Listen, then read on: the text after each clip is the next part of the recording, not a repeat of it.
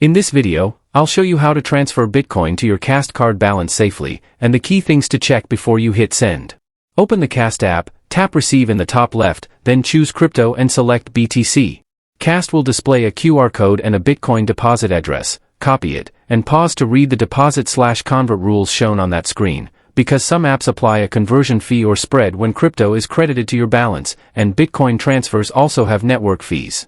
If you want fewer surprises, compare this with stablecoin deposit options inside Kast, since the fee rules can differ by asset. Now open your external wallet or exchange, select Bitcoin, tap Send, paste the Kast BTC address, and triple-check the first and last characters match. Consider sending a small test transaction first, especially if it's your first time depositing to Kast. Confirm the transfer, then wait for blockchain confirmations. BTC can take longer depending on network congestion.